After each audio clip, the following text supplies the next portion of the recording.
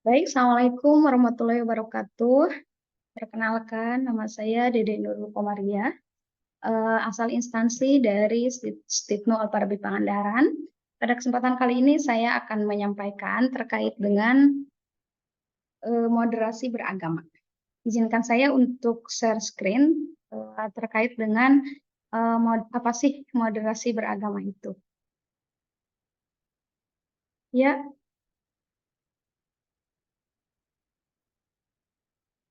oke, langsung saja untuk moderasi beragama. Apa sih yang dinamakan dengan moderasi beragama?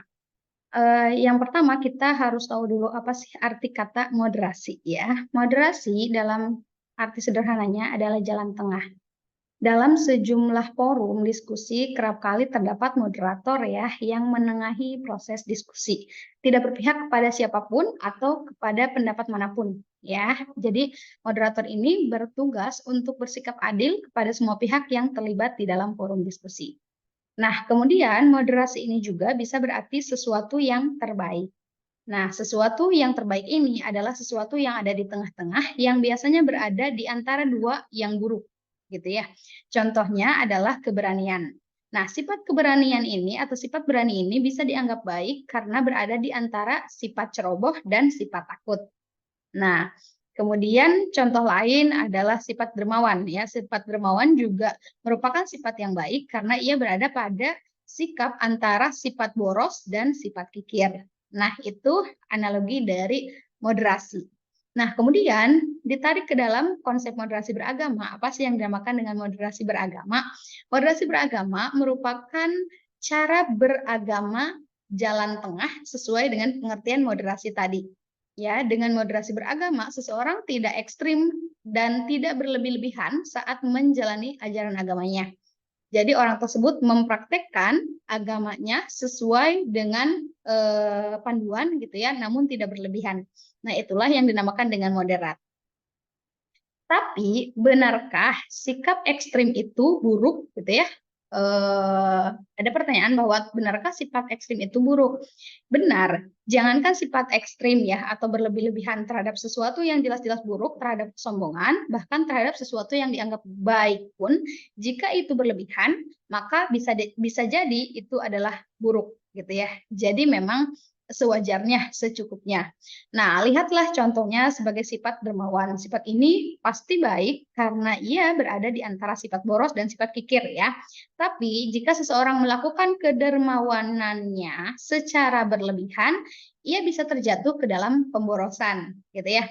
Kalau sudah begitu, bahkan kebaikan pun bisa menjadi buruk. Jadi kunci moderasi beragama adalah tidak berlebih-lebihan apabila dalam masalah beragama. Gitu ya. Kunci ini penting untuk dipahami supaya setiap orang bisa mempraktikannya dalam kehidupan sehari-hari. Nah, kemudian selanjutnya bisa disebutkan nggak contoh beragama yang berlebihan itu seperti apa? Nah, mungkin secara garis besar, sebagaimana modul yang saya gunakan ini adalah bersumber dari modul moderasi beragama dari Kemenag, gitu ya. Contoh dari berlebih-lebihan dalam beragama, yang pertama, contoh yang paling gamblang adalah ketika seseorang pemeluk agama mengkafirkan saudaranya sesama pemeluk agama yang sama gitu ya. Hanya gara-gara mereka mungkin berbeda paham dalam beragama, padahal hanya Tuhanlah yang tahu gitu ya seseorang termasuk kategori kafir atau tidak gitu ya. Jadi seseorang yang terus atau mungkin ada seseorang yang terus bersembahyang gitu ya, terus-menerus dari pagi hingga malam, tapi tanpa mempedulikan kondisi sosial atau masalah sosial yang ada di sekitarnya. Nah, itu juga sama bisa disebut dengan berlebihan dalam beragama. Nah, seseorang juga bisa disebut berlebihan dalam beragama ketika ia sengaja merendahkan agama orang lain atau gemar menghina-hina figur atau simbol suci agama-agama tertentu gitu ya. Nah, dalam kasus ini misalnya ia sudah terjebak ke dalam perbuatan yang ekstremis yang tidak sesuai dengan prinsip moderasi beragama.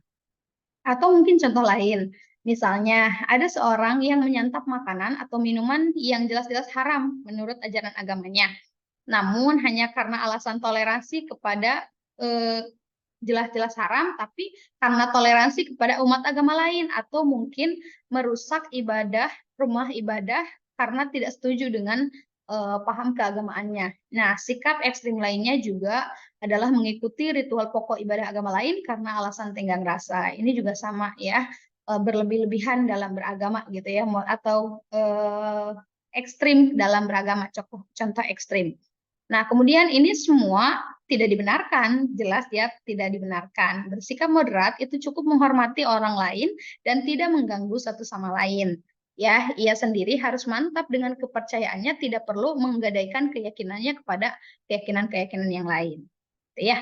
Kemudian posisi orang moderat itu di mana ya? Posisi orang yang moderat ada di antara dua kutub ekstrim itu, gitu ya. Yang pertama, orang moderat itu harus jelas-jelas udah berada di tengah, gitu ya, berdiri di antara kedua kutub. Kemudian tidak berlebih-lebihan dalam beragama, tapi tidak juga berlebih-lebihkan dalam menyepelekan agama, gitu ya. Dia tidak ekstrim atau mengagungkan teks-teks keagamaan tanpa menghiraukan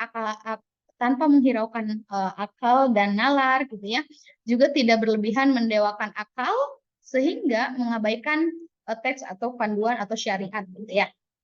Pendek kata, moderasi beragama ini bertujuan untuk menengahi serta mengajak kedua kutub ekstrim dalam beragama untuk bergerak ke tengah ya, kembali pada esensi ajaran agama yaitu memanusiakan manusia.